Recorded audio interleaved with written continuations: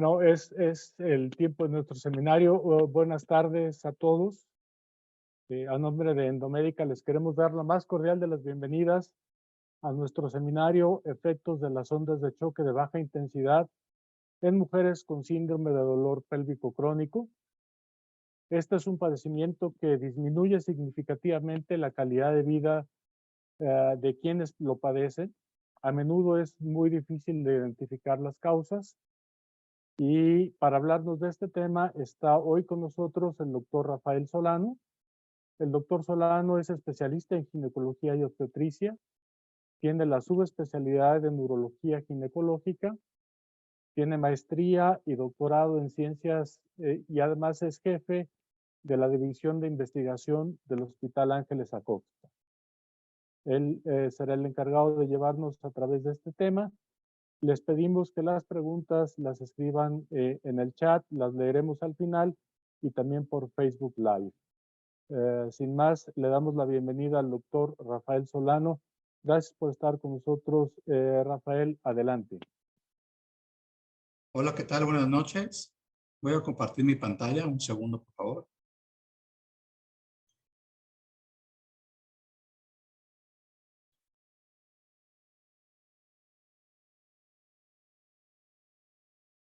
Listo, ahí estamos, ¿cierto? Sí, Así es, perfecto. doctor. Ahí estamos. Perfecto. Pues muy bien. Pues buenas noches a todos. El día de hoy vamos a hablar sobre un tema de alta relevancia en nuestra área, que es la urología ginecológica. Como comentaron, pues todos nosotros vemos pacientes de esas características en nuestros consultorios y sabemos que efectivamente el manejo es sumamente complejo y es una patología que de verdad afecta gravemente la calidad de vida de la persona que la padece. El título de la plática es Efecto de las ondas de choque de baja intensidad en mujeres con dolor pélvico crónico. Y bueno, independiente de que hablemos un poco sobre qué son las ondas de choque, les voy a platicar sobre un proyecto de investigación que llevé a cabo en el hospital y siendo muy precisos, el título es este. Es el efecto de la electroestimulación nerviosa transcutánea más ondas de choque de baja intensidad en mujeres con síndrome de dolor pélvico crónico. Aquí, por ejemplo, la pregunta es, bueno, aquí ¿qué estamos viendo? Si nosotros nos fijamos en la parte superior derecha, vamos a encontrar el tamaño de la Vía Láctea. Y junto vemos esta imagen roja, que evidentemente se ve impresionante. El tamaño, por supuesto, es muchas veces superior a la Vía Láctea. Y la pregunta es, bueno, ¿y qué es esto? Pues esto resulta que son dos monstruosas ondas de choque. Esta imagen tiene poquito tiempo, fue apenas del 25 de febrero, hace un poquito más de un mes. Y nos habla de que, bueno, hay dos monstruosas ondas de choque que dice, bueno, vamos a ver lo que dice la noticia. Dice, una gigantesca colisión de dos cúmulos de galaxias estremeció el universo hace 1.000 millones de años. Produjo un par de ondas de choque de proporciones descomunales que en la actualidad brillan intensamente en longitudes de onda de radio, abarcando un espacio 60 veces superior al diámetro estimado de 100.000 años luz de la Vía Láctea. Entonces resulta que las ondas de choque pues es un fenómeno que se encuentra en todos lados y así como lo aplicamos en la medicina el día de hoy, bueno, pues podemos tener en cuenta que si esto se desarrolló hace 700 millones de años luz, pues muy probablemente sea quizá uno de los primeros reportes de la existencia de las ondas de choque. De esta manera, pues vamos a hablar un poco de qué son las ondas de choque. Las ondas de choque son ondas acústicas que se pueden presentar en múltiples situaciones de la vida diaria.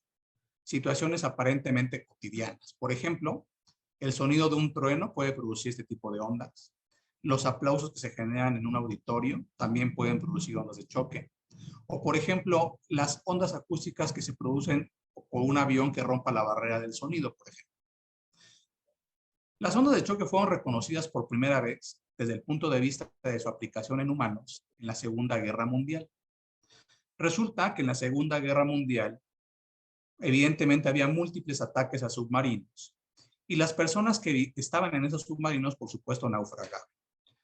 Los fueron encontrando, por supuesto, muertos y empezaron a hacer necropsias de estas personas náufragas que habían recibido ataques con cargas de profundidad. Y curiosamente en las necropsias se encontraron lesiones severas a nivel pulmonar, a pesar de que no existían signos externos de violencia. Es decir, muy probablemente las armas que utilizaban para atacar a estos submarinos generaban ondas de choque que producían este tipo de lesiones. Y este efecto de las ondas de choque sobre el cuerpo humano quizás sean las primeras reportadas en cuestiones de interacción con, con el cuerpo humano en particular, por supuesto. Ahora, ¿cómo surgieron estas? Bueno, evidentemente es muy difícil o prácticamente imposible encontrar un solo inventor o la primera persona que haya dado la primera aplicación clínica con esta tecnología. Sabemos que en la actualidad que el concepto de las ondas de choque surgió en la medicina con el objetivo de desintegrar cálculos dentro del cuerpo humano. Tan es así que realmente este principio médico lo conocemos en la litotripsia extracorpórea, que efectivamente el mecanismo de acción de estos equipos son las ondas de choque. Si a nosotros habláramos cronológicamente cómo fuimos o cómo se fue desarrollando esa tecnología al grado que lo tenemos en la actualidad, podemos decirlo así. En la década de los 40, por ejemplo, el doctor Frank River, él era un geofísico. Muy probablemente él fue el pionero de las ondas de choque. Él en algún momento planteó el principio de que estas tendrían que ser generadas por una descarga eléctrica de alto voltaje, como a través de un foco interno en un reflector metálico paralipsoidal lleno de aceite, y el objetivo era destruir tumores cerebrales. Aquí, por ejemplo, este geofísico, este es el esquema que realmente él se planteó. Teníamos un foco, un interno, un externo que tenía contacto con el paciente, un reflector elipsoidal, una estructura llena de aceite, algo que disparaba y generaba las ondas que se transmitían a través de este líquido y podían interactuar con el paciente. Recuerden que este principio, en teoría, era para destruir tumores cerebrales. A pesar de que no se llevó a cabo este proyecto de este geofísico, muy probablemente fue uno de los primeros trabajos en los cuales establecía este tipo de tecnología para la destrucción de cuestiones a nivel orgánico.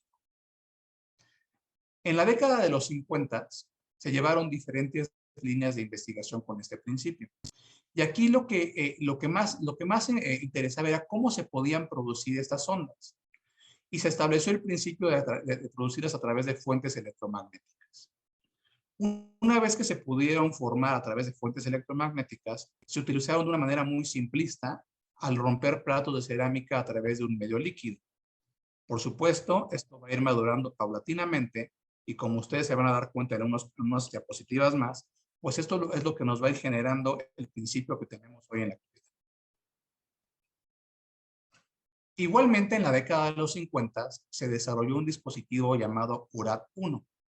Este es el primer mini litotriptor que existe reportado en la medicina. El objetivo era desintegrar cálculos en la vejiga. Las ondas eran producidas por descargas eléctricas, como en el principio que comentamos previamente, y se hacía entre dos electrodos localizados en la punta de un endoscopio. En la década de los 60 se involucró esta empresa aeroespacial. Aquí surge un nuevo principio en la generación de las ondas. Y este principio era la producción de las mismas a través de proyectiles de alta densidad. Esto se les ocurrió porque en algún momento estaban disparando proyectiles de alta intensidad hacia un blanco en particular, y una persona que trabajaba en esta empresa aeroespacial de manera accidental tocó este blanco de manera, por supuesto, como comento, de forma accidental, exactamente en el momento en que se impactaba el proyectil. Una vez que sucedió esto, evidentemente esta persona salió disparada y se vio que había una descarga eléctrica que lo había atravesado. Lo curioso es que no existía ningún tipo de electricidad. Entonces, de esta manera, surgió el principio de que las ondas podían ser generadas a través de proyectiles de alta velocidad. Como ese es el principio que comento. Aquí, por ejemplo, sale un proyectil a alta velocidad. Aquí se impacta con una membrana o con una membrana blanco. Se generan estas ondas, se transmiten a través de un medio líquido y aquí se puede romper alguna estructura, como lo que pudiera ser, por supuesto, una piedra en el riñón. Paralelamente, un geofísico también que tenía tenía intenciones completamente diferentes a utilizar este tipo de tecnología que no era la medicina. Él en particular lo que quería probar era que a través de gotas de agua de alta velocidad romper estructuras metálicas. Inclusive, por ejemplo, aquí tenemos esta moneda que fue la que se utilizó en aquel entonces. Eran monedas, es decir, estructuras metálicas, que eran rotas a través de gotas de agua a alta velocidad. Y anecdóticamente se cuenta que en Alemania, en aquellos años, mientras él exponía este proyecto, alguien le comentó que por qué no utilizaba este principio de las pequeñas gotas de agua a alta velocidad y lo incorporaba a la tecnología de las ondas de choque. Y de esta manera fue cuando se empezó a establecer el principio de generar estas ondas a través de un medio líquido. Y este principio se ve de esta forma. Las ondas se pueden generar fuera del cuerpo del paciente, por supuesto es un principio que actualmente conocemos a la perfección. Se debe de enfocar en el riñón hasta pulverizar la piedra, este es el principio que tenían ellos en mente. Los fragmentos se han eliminados durante la micción y entonces empezaron a destruir cálculos renales in vitro utilizando ondas de choque de baja intensidad que se producían a través de gotas de agua a alta velocidad. En 1970 sale el primer reporte médico de las ondas de choque aplicado a cuestiones de salud. Y en esta ocasión hablaba de la litotripsia electrónica a través de un dispositivo transuretral y se demostraba en 50 casos. Este artículo que salió en 1970 realmente es un artículo que a mí me sorprendió porque viene descrito perfectamente bien cuál es el principio que utilizaron. Aquí ellos, por ejemplo, utilizaron lo que habíamos comentado en una diapositiva previa, que es el primer litotriptor o mini litotriptor reportado en el mundo, que era el URAT1. Aquí, por ejemplo, por supuesto, este URAT1 reportan en qué consiste, cómo era la unidad generadora de las ondas, el diámetro, cómo estaba estructurado desde el punto de vista de el electrodo foco 1, foco 2.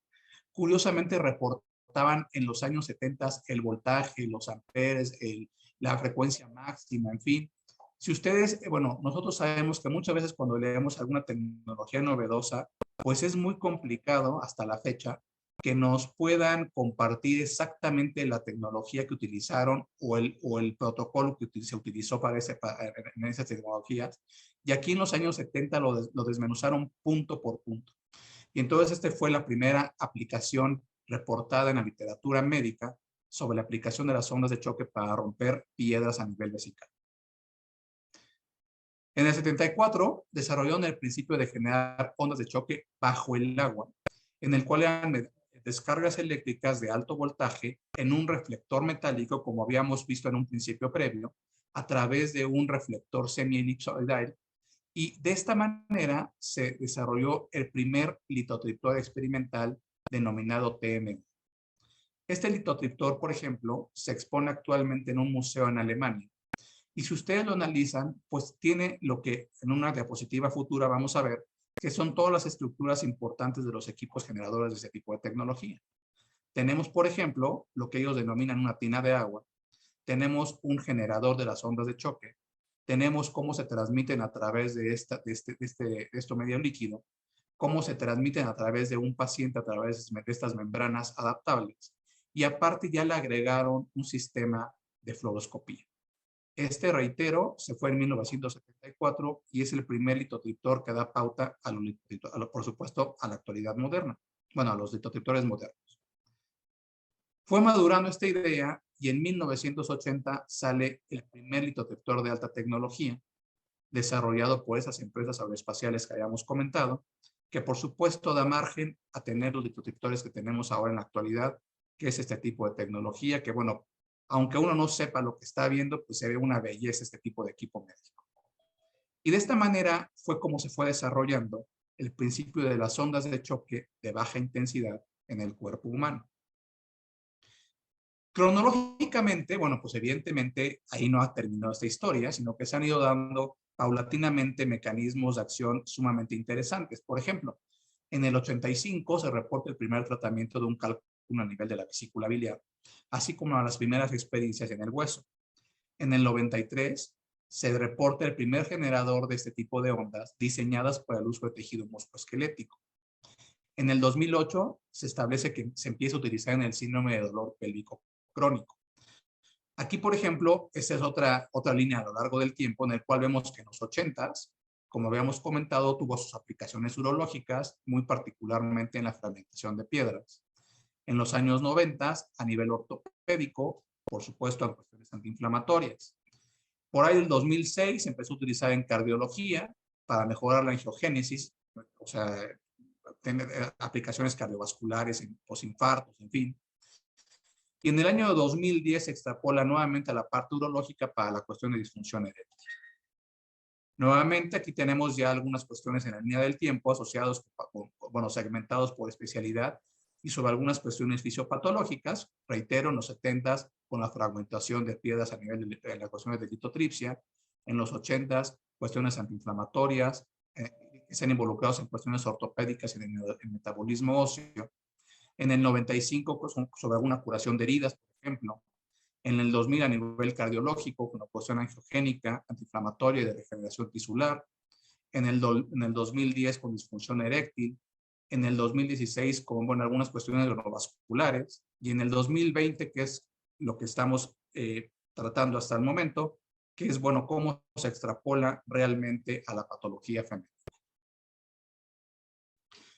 Y actualmente, pues no solamente esto, sino que ya sabemos que tenemos, pues, una sociedad internacional de cómo funcionan las ondas de choque para tratamientos médicos. Es una página interesante, tienen sus congresos mundiales, el siguiente es en Viena, nos habla perfectamente bien de la historia de las ondas de choque, algunas aplicaciones, indicaciones, en fin. Realmente es una sociedad internacional que vale la pena conocerla, puesto que plantean principios novedosos y, por supuesto, principios que se pueden utilizar para desarrollar nuevas tecnologías y algunas ideas, por supuesto, de investigación que seguramente serán de interés en algún tiempo, pues yo esperaría que corto.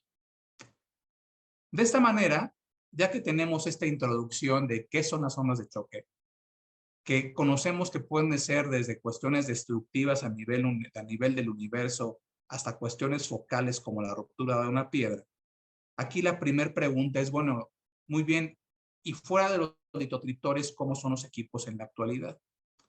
Los equipos en la actualidad son como esos que ven aquí. Tienen las mismas estructuras que fuimos platicando previamente. Van a ver que realmente funcionan con los mismos principios que datan desde los 60 o incluso desde los 40. Tenemos una unidad generadora de ondas que se encuentra en esta parte. Tenemos controles de intensidad de potencia y contador del número de ondas aplicadas, que es el cerebro de la máquina, por supuesto. Tenemos una unidad de circulación de agua que va dentro del aplicador por el cual se transmite la onda. Una vez que estas son emitidas, bueno, pues viajan a través de esto medio líquido y tenemos una almohada de acoplamiento que es esta membrana, que es una membrana flexible que se puede acoplar a la superficie del cuerpo humano. La onda, como habíamos comentado en estas imágenes previas, se genera aquí, se transmite a través de este aplicador, a través de esta almohada de acoplamiento, utilizando un medio líquido, que sabemos que el medio líquido tiene una consistencia acústica similar al cuerpo humano y favorece, por supuesto, la transferencia de las ondas de choque al mismo. Tenemos un medio de transición, que es gel que se coloca en esta parte, que sirve, reitero, como mecanismo, como un medio de transición entre esta almohada o membrana hacia el cuerpo humano, y las ondas de choque son dirigidas hacia un punto focal y se pueden dirigir de una manera focal o de una manera tangencial, dependiendo del tamaño de la aplicador. Y cada una de estas estructuras, bueno, por supuesto, tienen tienen características, ¿no? Una onda de choque, hay que reiterar que esas ondas de choque son de baja intensidad, son ondas de choque controladas y por supuesto tienen algunas características. Por ejemplo, si se fijan, aquí una onda se genera rápidamente, alcanza su pico, tiene una duración de 1000 nanosegundos, tiene un tiempo en el que se genera una y otra, se genera una presión negativa entre una onda y otra, y en fin, tenemos entonces el tiempo de disparo, lo que dura una onda, el tiempo que hay entre una onda y otra, la potencia, en fin. Estas son las características en particular y bueno, muy particularmente el equipo que yo utilicé en mi proyecto, que ahorita les voy a platicar, que se utilizan en la actualidad para, reitero, ondas de choque de baja intensidad. Y una vez entendiendo esto, entendiendo que prácticamente podríamos decir que tenemos el poder del universo en nuestra mano, pues entendemos por qué inclusive se han generado un sinfín de películas para saber qué hacían con las gemas del infinito. Y de esta misma forma, aplicado a la medicina, pues prácticamente uno se siente que es el mismo escenario, ¿no? Es decir, pensar que tenemos ondas de choque que son infinitamente superiores a una vía láctea y que ahora las podemos aplicar de baja intensidad en un dispositivo de 5 centímetros, pues realmente es una tecnología que llama mucho la atención y que de tal forma me parece que vale la pena pues analizar su aplicación y futuras aplicaciones. Y de esta forma es bueno. Y entonces ya que entendemos esto es, ¿qué aplicaciones tendrían en la urología ginecológica? Vimos ahí en la línea del tiempo que se ha utilizado en cuestiones urológicas, a nivel de piedras, de disfunción eréctil, cuestiones cardiovasculares, ortopédicas, en heridas, cuestiones renovasculares, pero en la urología ginecológica tiene cabida este equipo. Bueno, pues aquí les platico que cuando yo recibí este equipo, como la primera vez que tuve este equipo, contacto con él, pues evidentemente me puse a hacer una revisión en la literatura para ver cuál era su alcance. Y les voy a platicar en 4 o 5 diapositivas cronológicamente cómo se ha ido desarrollando evidencia de su probable aplicación en algunas cuestiones uroginecológicas. Por ejemplo, uno de los primeros reportes, si no es que es el primero, data del 2015, en el cual se reporta como esto un tratamiento novedoso para el manejo del dolor perineal crónico en mujeres con ondas de choque extracorpórea. Hay que tomar en cuenta que, bueno, por supuesto, la terminología se ha ido modificando a lo largo del tiempo y es por eso que pueden de repente encontrar algún término que se ha ido modificando o evolucionado hasta el 2022. Aquí, como buen inicio de evidencia científica, bueno, pues empezó con un reporte de un caso. Aquí este reporte de un caso de una mujer de 51 años que como se ve en el puro título tenía dolor perineal crónico. Aquí se aplicó durante 8 semanas y resulta que hubo una mejoría estadísticamente significativa. Aquí, por ejemplo, el dolor lo evaluaron con estas cuestiones de análogos visuales y, por supuesto, mejoró del 8 al 2. Es decir, una diferencia considerable, y ellos comentaban que se podía obtener una reducción en el tono muscular que estaba asociado al dolor crónico. Un poquito después se encuentra este modelo en ratas, que es el tratamiento de las ondas de choque de baja intensidad para tratar incontinencia urinaria de esfuerzo. Aquí eran 30 ratas que fueron aleatorizadas para recibir el tratamiento versus solamente una aplicación de un balón vaginal.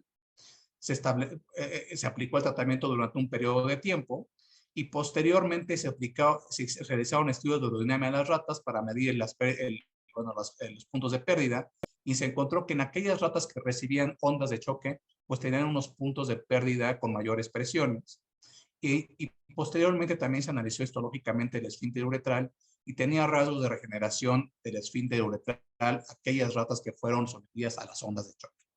De esta manera, ellos concluían que este tipo de terapia podía promover la angiogénesis, podía favorecer la regeneración a nivel de músculo liso, y en fin, es un primer estudio in vitro con ciencia básica en modelo de ratas para poder entender que podía tener cierta aplicación en la incontinencia urinaria de esfuerzo. Otro artículo, este es un artículo de revisión que habla sobre cistitis intersticial, síndrome dolorosa vesical, en el cual hablan de múltiples aplicaciones tecnológicas, en particular también hacen mención de esta tecnología de las ondas de choque, y ellos comentan que se han reportado casos, bueno, de estudios in vitro, ciencia básica, modelos animales, en el cual sabemos, bueno, se encuentran algunas cuestiones asociadas con la angiogénesis, a la proliferación celular, inhibición de apoptosis, regeneración de nervios periféricos, así como mecanismos antiinflamatorios. Esto, por ejemplo, solamente les pongo esta diapositiva para que vean varios proyectos o varios estudios que se desarrollaron en animales, en estudios in vitro, en ciencia básica, a nivel molecular, para ver cómo algunas cuestiones asociadas a la inflamación, a la regeneración, al manejo del dolor, a la apoptosis, etcétera, etcétera, se han ido entendiendo paulatinamente al aplicar este tipo de tecnología. Otro estudio, este estudio es un ensayo clínico que se lleva a cabo en mujeres entre 20 y 75 años, 82 mujeres con vejigas hiperactivas, fueron aleatorizadas para recibir placebo versus la tecnología que estamos comentando, y se dieron cuenta que después de 8 semanas de tratamiento, la frecuencia urinaria, la urgencia y la nocturia habían disminuido significativamente. Igualmente, un ensayo clínico de 50 mujeres que tenían incontinencia urinaria de esfuerzo, recibieron aplicaciones con ondas de choque de baja intensidad, y después de 8 semanas también el número de pérdidas de incontinencia urinaria, de eventos de incontinencia urinaria durante el día también habían sido disminuidos, una disminución estadísticamente significativa. Y este último, penúltimo, igualmente en mujeres con vejigas hiperactivas. Es el mismo principio, igual es un ensayo clínico aleatorizado para recibir ondas de choque versus placebo, y obtuvieron respuesta muy similar al ensayo clínico previo que les comenté, en el cual se había visto después de 6 semanas, se vio una disminución en la frecuencia urinaria, en la nocturia y en la urgencia. Es decir, tenemos, aunque poca evidencia, pero tenemos algunos indicios de que se puede utilizar para manejo del dolor, para manejo de incontinencia urinaria de esfuerzo, con aquellas mujeres con vejigas hiperactivas. También, por ejemplo, el último fue desde vestibulodinia, este fue en el año 2021, que era vestibulodinia provocada en 32 mujeres, igualmente se aleatorizaron. Aquí en particular la variable de resultado fue la dispareunia, y realmente en escalas análogos visuales hubo una diferencia estadísticamente significativa antes y después del tratamiento. De esta forma, dado que tenemos un marco teórico que nos invita a extrapolar esta tecnología a diversas patologías uroginecológicas, pues yo desarrollé este proyecto que se denomina de esta manera. Es el efecto de la electroestimulación nerviosa transcutánea más ondas de choque de baja intensidad en mujeres con síndrome de dolor pélvico crónico. Hay que empezar por dar la definición de dolor pélvico crónico. En el 2019, en las guías urológicas, en las guías europeas urológicas, se define como un dolor persistente percibido en estructuras relacionadas con la pelvis, el cual puede estar asociada con consecuencias negativas a nivel cognitivo, conductual, sexual y emocional, así como síntomas sugestivos de disfunción urinaria inferior, sexual, intestinal, de piso pélvico o ginecológico. Asimismo, a esta definición siguió la definición del síndrome de dolor pélvico crónico, que es básicamente lo que acabo de comentar, pero se agrega que no existe una infección comprobada u otra patología local obvia que pueda explicar el dolor. Y esto evolucionó a la última definición, que es una estandarización de la Sociedad Internacional de Continencia del 2022, es decir, hace poquito, me parece que salió hace un mes y medio, en el cual nos dice esto: el síndrome de dolor pélvico crónico es un dolor pélvico caracterizado por dolor persistente con una duración de más de 6 meses o que sea un dolor recurrente, caracterizado por episodios de dolor abdominopélvico pélvico, hipersensibilidad o malestar, en ausencia de etiología orgánica.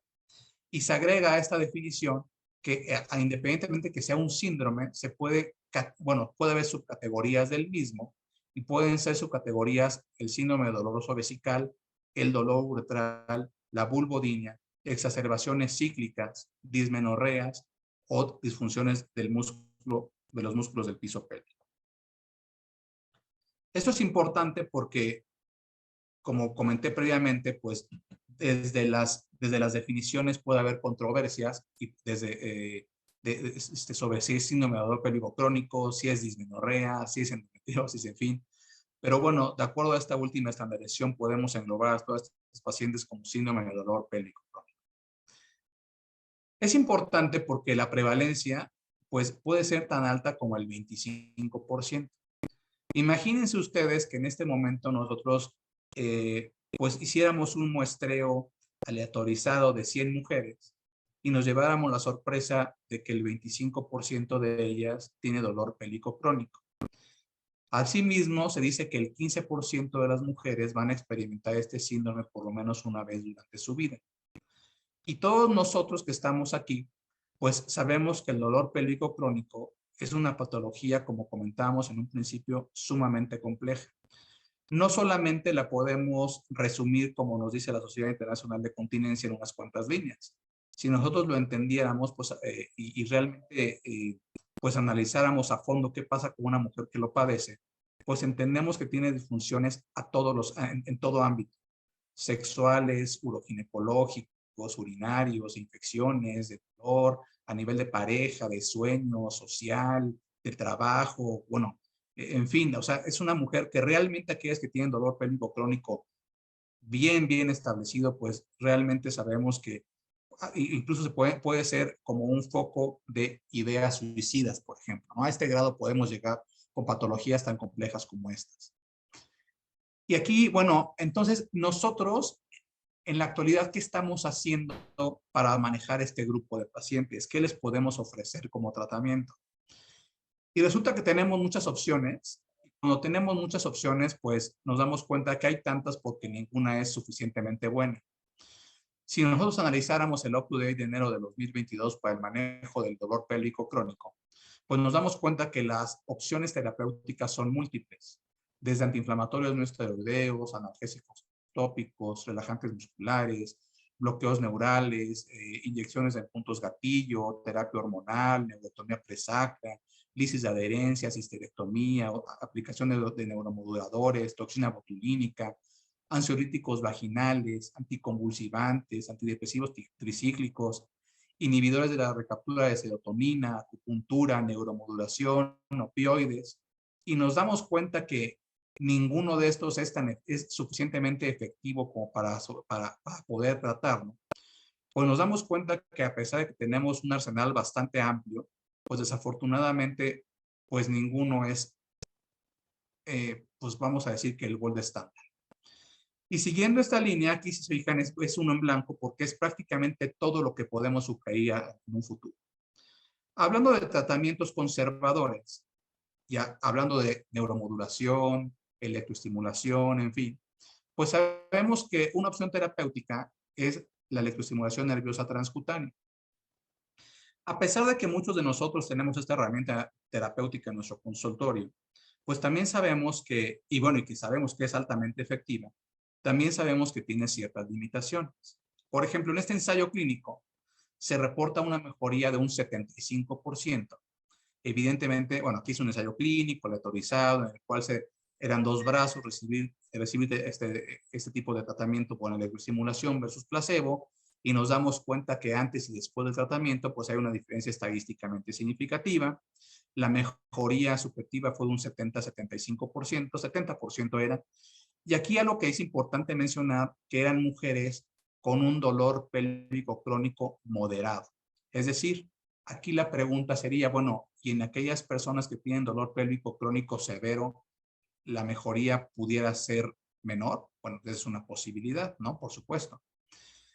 Y también hay que tomar en cuenta que en este artículo de revisión del 2021, en el cual nos habla de múltiples vías de estimulación neurológica, pues nos habla de estimulación del nervio pudendo, de neuromodulación sacra, electroestimulación con el nervio tibial posterior, en fin, y prácticamente todo nos ofrece una mejoría que va desde un 30% más o menos hasta un 60%. Es decir, a pesar de que la terapia con electroestimulación, en fin, sea la técnica que utilicemos, pues es una buena herramienta desde el punto de vista terapéutico, pues como estamos viendo, pues también tiene limitaciones en cuestiones de efectividad. Y es por esto que pues sabemos que tenemos un hueco en el conocimiento y surgen estas propuestas de, bueno, de qué hacer. Y es por eso que mi planteamiento fue el siguiente. Yo me planteé la posibilidad de que si se utilizara un tratamiento complementario, como las ondas de choque, la mejoría en mujeres con síndrome de dolor pélvico crónico sería mayor que solo que solo la electroestimulación. De tal manera, el objetivo en mi trabajo fue evaluar el efecto de la electroestimulación nerviosa transcutánea más ondas de choque de baja intensidad en mujeres con síndrome de dolor pélvico crónico antes y después del tratamiento. Aquí se desarrolló un diseño de investigación, fue un diseño intragrupos, que un diseño intragrupos es una modalidad de un ensayo clínico. Es una serie temporal en la cual se hacen mediciones antes y después de que cada participante recibiera la intervención, y se aplicó en mujeres que ingresaban a la consulta privada de urología ginecológica que cumplieran los criterios de selección. ¿Cuáles eran estos criterios? Bueno, como criterios de inclusión eran aquellas mujeres con síndrome de dolor pélvico crónico, de acuerdo a la definición de la Sociedad Internacional de Continencia. Los criterios de exclusión fueron antecedentes de enfermedad neurológica, embarazo, prolapso igual o mayor estadio 3, patología uterina y o anexial, y algunas enfermedades como trastorno cardiopulmonar, coagulopatías, trastornos hepáticos o renales o cáncer urológico, y se eliminaron aquellas mujeres que tenían información incompleta. Hice una estimación de un tamaño muestral, utilicé una técnica para estudios analíticos en el que se utiliza la prueba de T para variables, para variables continuas entre grupos. Me basé de acuerdo a ese ensayo clínico que les presenté de electroestimulación, en el cual ellos reportaban una reducción del dolor de 4.4 de acuerdo a una escala análogo-visual, con su desviación de estándar bien reportada. Y yo, por supuesto, intenté detectar una diferencia por lo menos superior al 60%, que era lo que ellos mismos reportaban. De esta manera, bueno, calculé algo que estadísticamente se denomina magnitud del efecto. También un principio que es la magnitud del efecto estandarizada. Coloqué un alfa unilateral y una beta de 0.20 y de 0.025 como alfa unilateral. Y el tamaño requerido con estas características estadísticas era de 17 mujeres. Desde el punto de vista metodológico, todas estas mujeres, pues por supuesto se realizó una historia clínica completa y un examen físico uroginecológico. Se evaluaron los puntos anatómicos establecidos por el sistema POPQ para determinar el grado de colapso de órganos pélvicos. Se les realizó un ultrasonido endovaginal multifrecuencia para poder descartar patología anexial. Se realizó una evaluación urodinámica para investigar la función del tracto urinario inferior. Aquí en particular utilicé un equipo urodinámico marca Labori, el GOBI, que ustedes lo ven aquí en esta imagen. Todas las mujeres recibieron un programa de rehabilitación de piso pélvico caracterizado por 12 sesiones, una cada semana de 45 minutos cada una. La técnica era estimulación nerviosa transcutánea aplicada con parches perineal. Este fue el equipo que utilicé, un equipo de rehabilitación Labori también, y un equipo que se denomina Eurostim. Y aparte de esto, utilicé este equipo que ven aquí.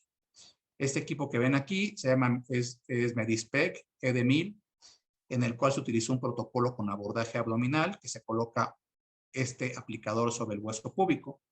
Se utilizan 1000 ondas de choque por sesión. Vienen las características de las ondas que habíamos comentado, nivel de energía de 0.09 a 1 microjoules por milímetro cuadrado, con una frecuencia de 160 por minuto, a estos hertz que ven aquí. Se utilizó este protocolo de tratamiento, 4 sesiones, una por semana, vinieron 3 semanas de descanso y luego 4 sesiones adicionales. Y el dolor se evaluó antes y después del tratamiento con escala análogo-visual. Este es el aplicador, es la manera de aplicación a nivel de la sínfisis del pubis, en el cual tiene, por supuesto, por su forma tangencial de aplicación, tiene efecto a nivel uterino, a nivel vesical, a nivel vaginal, a nivel uretral, etc. Asimismo, se incluyeron 23 mujeres con antecedentes de síndrome de dolor pélvico crónico. 4 de ellas fueron excluidas, 3 por patología ginecológica y 1 por daño neurológico. En total fueron 19 pacientes, la muestra se completó y, como comento, se utilizó la escala análogo-visual antes y después del tratamiento. Se utilizó esta escala porque evidentemente sabemos que desde los años 80 está estandarizada para poder evaluar este tipo de dolor, o no, cualquier tipo de dolor. Es una escala simple que se puede reproducir fácilmente, que la paciente lo puede entender a la perfección y permite medir la intensidad del dolor con la máxima reproductibilidad entre los observadores, que es algo muy importante. Y es esta la tabla que utilizamos. Esta escala, cabe mencionar que el resultado que obtuvimos en un principio al incluir a las pacientes fue este. Es decir, las pacientes en promedio ingresaron con 9.1 del dolor en esta escala. Es decir, aquí se aplica con mujeres con dolor pélvico crónico que eran superior en cuestiones de dolor a el ensayo clínico que les presenté, que tenían un dolor pélvico moderado. Aquí llegaron a ser un dolor pélvico insoportable. Entonces, Me parece que esto es un punto que debe llamar la atención y que es importante mencionar. Y bueno, los resultados, ¿cuáles fueron? Las características demográficas de las mujeres que se estudiaron fueron las siguientes. En promedio tienen 47 años, un mínimo de 26 y un máximo de 77. La evolución, es decir, el tiempo de evolución en años de dolor pélvico era desde 1 año hasta 40, con una media de 7. Es decir, por ahí una persona que tenía 40 años de dolor pélvico crónico. Pero en promedio son 7 años, que aparte coincide con lo que se reporta a nivel mundial, de 7 a 12 años de dolor pélvico crónico sin que puedan tener una asistencia médica adecuada. Embarazos en promedio 2, partos cesáreas 1 y 1. El diagnóstico principal, recuerden que aquí lo subcategorizamos de acuerdo a la definición de la Sociedad Internacional de Continencia. El principal fueron cuestiones a nivel muscular que incluyen hiperactividad de los músculos del piso pélvico, síndromes miofasciales, por ejemplo, 36.8%, o cuestiones a nivel vulvar, con el 26.3%. Hubo otras como síndromes dolorosos vesicales, dismenorreas y dolores uretrales. Diagnóstico secundario, aquí llama la atención que la mayoría era dispareunia, infección de vías urinarias recurrentes y dispareunia. Y el estudio urodinámico, si se fijan, el 26% fue normal, pero casi el 53% tenía trastornos de vaciamiento vesical en todas sus modalidades. Hay también difusor hiperactivo en el casi 16%, e incontinencia urinaria de esfuerzo urodinámica en el 5%. El resultado fue este que ven aquí. Al principio, la media del dolor fue 9.1 y después del tratamiento fue de 1.7. Evidentemente, esta diferencia es estadísticamente significativa. La mejoría del dolor fue del 85%. Igualmente, esto fue, por supuesto, con una prueba de T para muestras emparejadas, utilizando el programa estadístico SPSS con la licencia del 2021, en el cual hay una diferencia estadísticamente significativa entre los grupos. Y aparte de esto, yo corrí un modelo lineal general. Los modelos lineales generales son modelos estadísticos un poco más complejos, por supuesto, que las pruebas de T, en el cual igualmente se compara a lo largo del tiempo los resultados antes y después de una intervención. Aquí en particular se corrieron 4 modelos estadísticos diferentes, 4 modelos lineales generales distintos, y en los 4 hubo una diferencia estadísticamente significativa entre los grupos. Visualmente lo podemos ver así.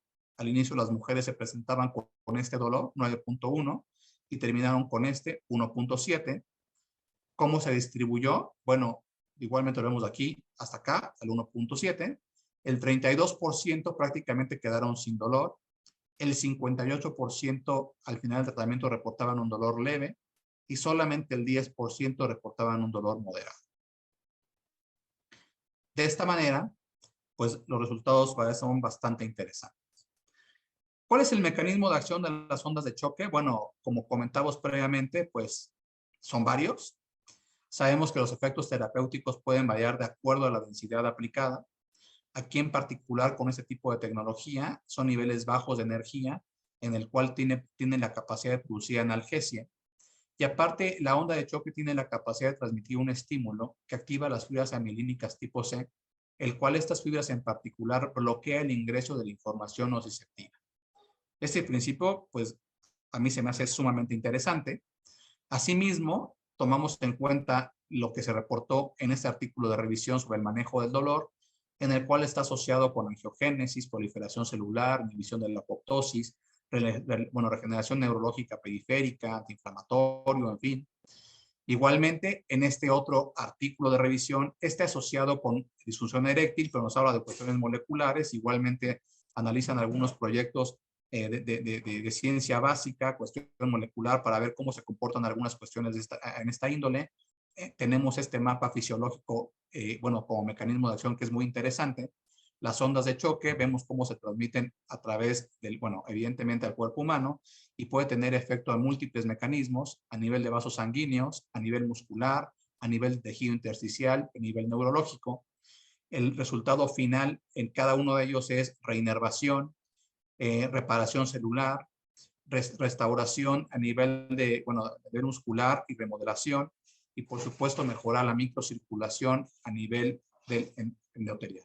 Para ello hay múltiples reportes de cuestiones moleculares como por ejemplo, bueno, cómo se pueden favorecer receptores a nivel transmembrana que favorecen la producción de citocinas o algunos factores, inhibición de factores proinflamatorios, cómo pueden producir, por ejemplo, algunas cuestiones que favorecen la producción de elastina, de la regeneración de músculo liso, factores de necrosis tumoral, factores de crecimiento neurológico, en fin. Entonces, realmente, pues, todo lo que tenemos desde el punto de vista fisiológico, pues es bastante interesante. De esta manera, pues la conclusión es esta. El efecto de la electroestimulación nerviosa transcutánea más ondas de choque de baja intensidad en mujeres con dolor pélvico crónico, y yo aquí le puse severo por el tipo de mujeres que se incluyeron, es un tratamiento efectivo. Reitero, estas mujeres en particular con un dolor severo, pues tenían una calidad de vida sumamente afectada, que prácticamente ya habían pasado por múltiples opciones terapéuticas. Podemos decir que la terapia de ondas de choque es un tratamiento prometedor en el área uroginecológica. Por supuesto, soy el primero al que le queda claro que necesitamos más tiempo y más estudios con otro tipo de características, en fin, para poder ser más contundentes en esta cuestión, pero en principio yo sí puedo concluir que las ondas de choque van a ser un tratamiento muy importante en un futuro para la disfunción del piso pélvico. Pues hay que seguir trabajando con esta tecnología porque sabemos que la prevalencia de este tipo de patologías es sumamente amplia y este grupo de mujeres de verdad están sumamente necesitadas para que sigamos trabajando en este tipo de cuestiones y podamos ofrecer terapéuticas novedosas y efectivas en poco tiempo. Pues yo con esto agradezco mucho su atención, muchas gracias, y yo los dejo con esta imagen de esta onda de choque colosal, como lo describen, que se encuentra flotando en el universo. Pues con esto muchas gracias, y bueno, por supuesto, si alguien tiene alguna pregunta, alguna observación, algún comentario, alguien que tenga alguna experiencia con esta tecnología o alguna experiencia con cuestiones moleculares que pudieran estar asociados con el manejo del dolor, cualquier cosa, pues por supuesto, abro los micrófonos. Voy a dejar de compartir mi pantalla. Muchas gracias, doctor. Les agradecemos a todos su participación y tenemos unas preguntas que quisiéramos compartir. La primera es, ¿cuál es el alcance de las ondas de choque en la uroginecología?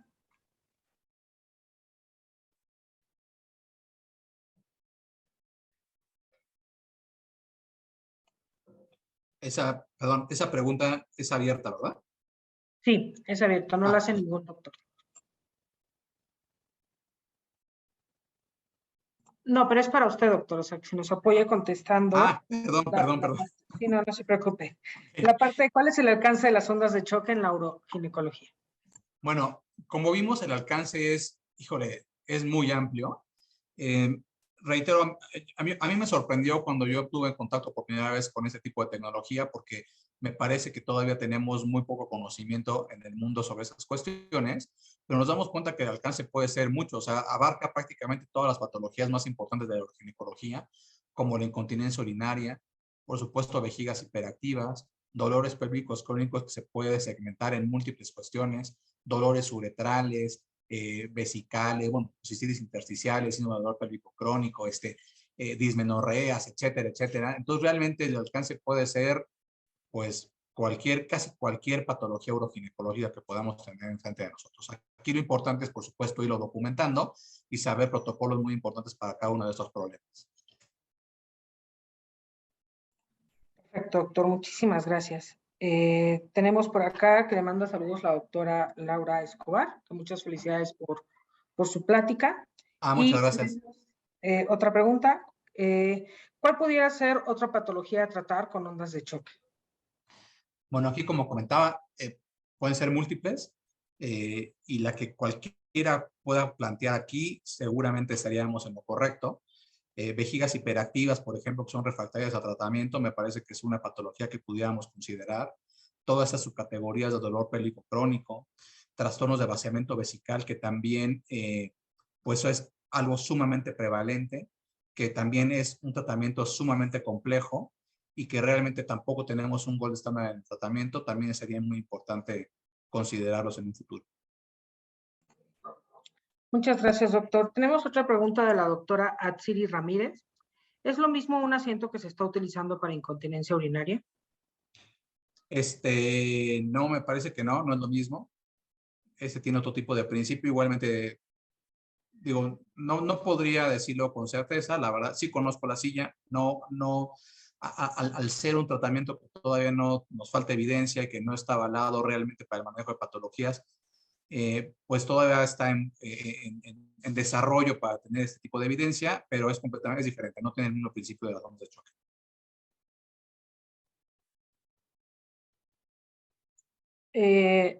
Muy bien, doctor, muchas gracias. También la doctora Diane Mavir lo felicita y que el tema es muy interesante. Gracias. Le mando saludos también a la doctora Erendira Cunha. Y Muchas como gracias. última pregunta, doctor, ¿qué otro tipo de estudios se podrían hacer para tener conclusiones más contundentes? Bueno, aquí evidentemente, pues lo primero que surge es incrementar los tamaños muestrales, ¿no? Por ejemplo, yo digo, aquí voy a hablar en particular de mi proyecto, ¿no? Es un proyecto con una muestra pequeña, sin embargo está calculada matemáticamente, estadísticamente, y eso tiene ciertas ventajas. Este estudio, por ejemplo, da una confianza del 80%. Por supuesto, uno quisiera tener una confianza del 90, del 95, del 99%, que es la cuestión en la cual pues, se tiene que incrementar el tamaño muestral. Ese es el primer punto, ¿no? Incrementar el tamaño muestral, aunque en particular, reitero, como este tipo de muestra está calculada estadísticamente, pues nos da pues un rango de confianza muy amplio. Otro tipo de cosa, bueno, pues evidentemente hacer ensayos aleatorizados. Aquí es un diseño entre grupos, que es una modalidad de un ensayo clínico, sin embargo, vale la pena hacer ensayos aleatorizados. Y pues, por supuesto, ahí podemos poner múltiples tecnologías, ¿no? Electroestimulación, ondas de choque, tratamiento farmacológico, inclusive quirúrgico en algunas situaciones, en fin, básicamente es seguir tamaño muestrales y ensayos clínicos aleatorizados. Muy bien, doctor. Tenemos por acá, muchísimas gracias. Tenemos a la doctora Olivia. ¿Cuál es su experiencia con Interstim para dolor pélvico crónico? Bueno, muy particularmente ese equipo no lo he utilizado. Para fines prácticos sabemos que entra dentro de las categorías de la estimulación neurológica por diferentes vías. Reitero, en particular ese equipo no lo he utilizado, pero básicamente por la evidencia que tenemos en la literatura, sabemos que los resultados con este tipo de equipos o parecidos a pues puede oscilar dependiendo de la patología alrededor de un 70%.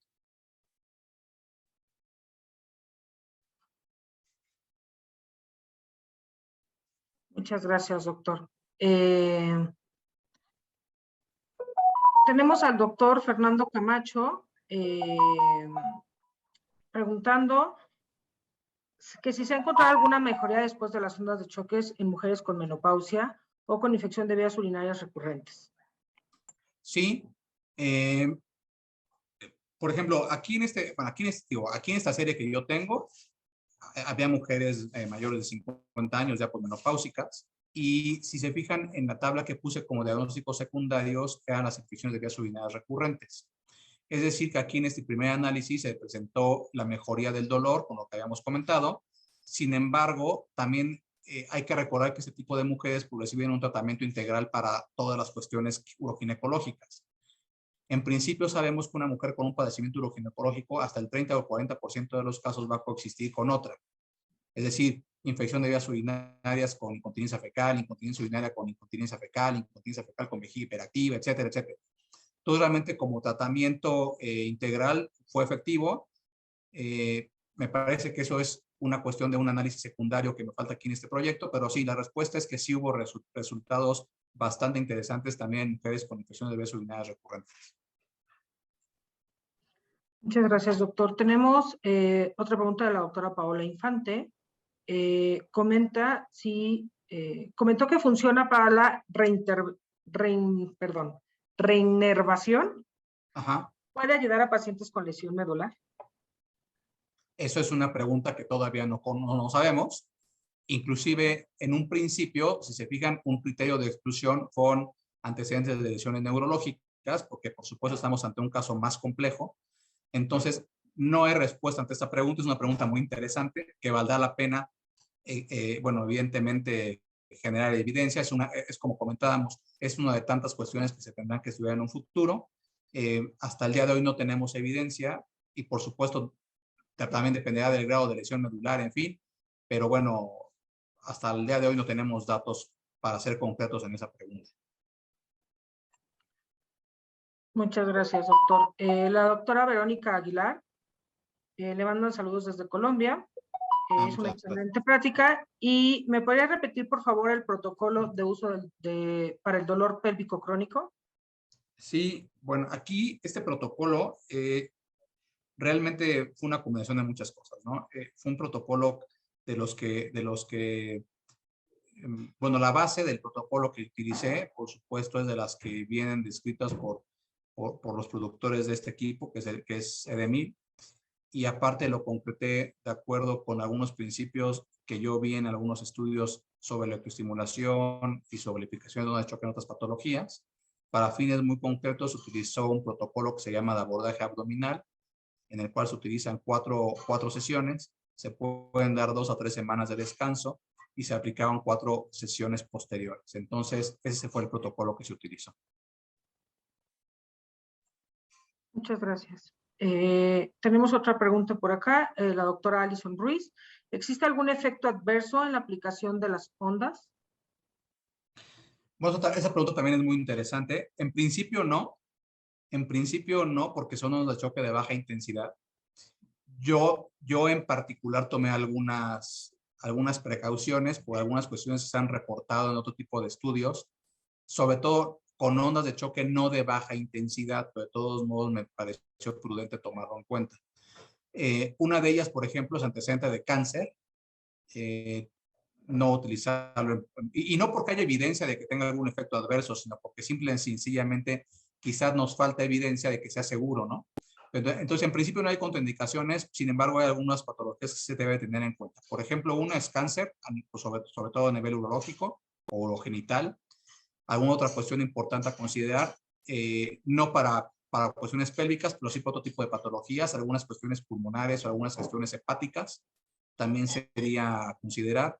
Y algunas cuestiones, por ejemplo, de coagulación, algunos trastornos de coagulación, porque de una u otra manera es cierto impacto. También en particular vale la pena tomarlo en cuenta como una precaución adicional. Pero en principio se puede utilizar de forma segura en prácticamente todas las personas. Muchas gracias, doctor. Por último, la doctora Griselda le felicita por su plática y muchas gracias. Al parecer ya no tenemos ninguna otra pregunta. Queremos agradecer a todos su participación, doctor, y agradecerle a usted también por esta charla. No, con mucho gusto. Muchas gracias por la invitación y bueno, seguimos en contacto.